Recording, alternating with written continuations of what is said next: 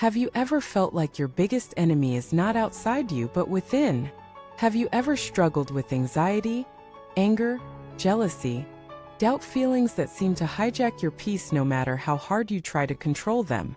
Welcome back to the channel. It's an honor to have you with us again. If this is your first time here, welcome to this sacred space where we explore not just spiritual concepts, but how to truly live them. Be sure to subscribe and stay connected, because what we uncover today may change the way you relate to your own mind forever. We'll be diving deep into a vital, often overlooked teaching directly from the Buddha himself, a method so honest and raw, it cuts through every illusion.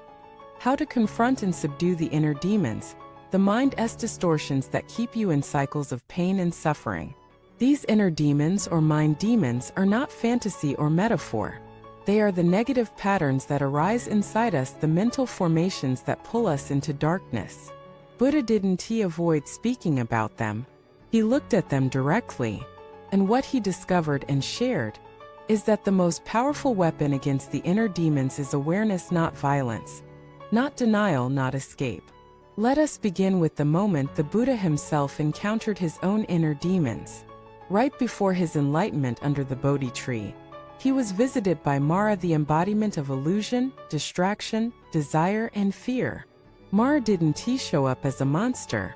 He showed up as doubt, temptation, fear, self-deprecation, and pride. The Buddha didn't run. He didn't argue. He didn't fight.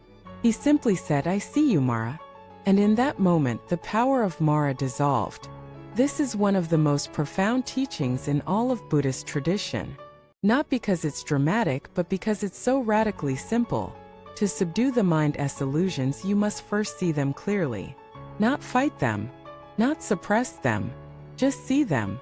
Let us reflect on how this applies to our own lives. Say you're experiencing jealousy. It burns in your chest. Your thoughts start spinning. Why do they have what I want? Why not me? In that moment, if you try to deny it or tell yourself you shouldn't feel this way, you add resistance to the fire. But if you pause, breathe, and say, "Jealousy is here. I see it," something shifts. The energy loses its grip. It's not that the feeling vanishes instantly, but it loses its control over you. The act of seeing is not passive. It's the ultimate act of presence. There's a man named Marcus, a lawyer with a high-stress life. He often found himself overwhelmed with anger at coworkers, at family, even at strangers on the street. He tried meditation apps and stress techniques, but nothing worked. Then he came across the Buddha's teaching. See the demon clearly. He began a simple practice. Every time anger arose, instead of reacting or repressing it, he would pause and name it. Anger is here. Not I am angry, but anger is here. That one shift began to change everything. He saw that anger came and went. It was not who he was. It was just a visitor. Over time, Marcus felt lighter. Not because he never got angry, but because he stopped being owned by it.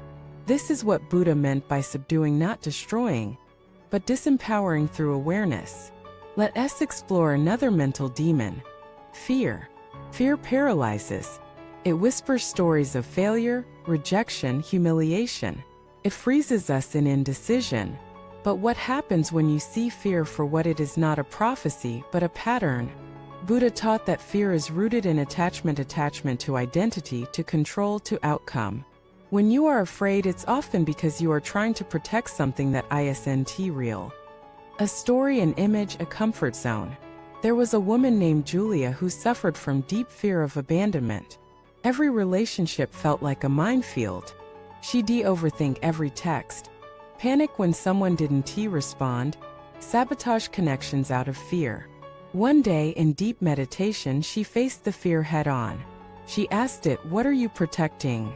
The answer came, "I'm protecting your image of being lovable." That broke her. She cried for hours, because she realized she didn't need to protect that image. She was already lovable. The fear was guarding a lie. After that, whenever fear came up, she'd say gently, "I see you. Thank you for trying to protect me, but I don't need you anymore." This is what the Buddha meant. not exiling the demon, but transforming it through clarity and compassion. So how do you practice this in your own life? Begin with naming.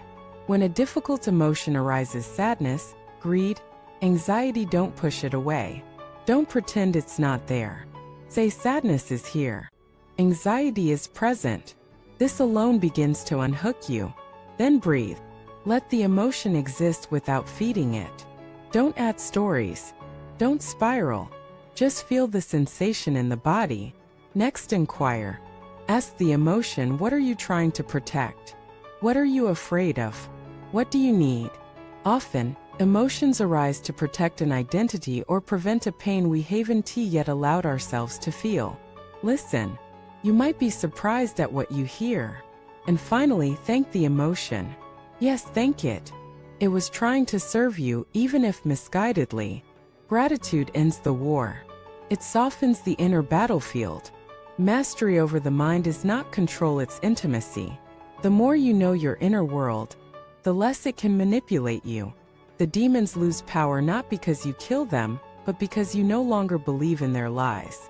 One of the most beautiful examples comes from the life of an old Zen master who was once asked, "What do you do when Mara returns?" He smiled and said, "I pour tea." He didn't react. He didn't panic.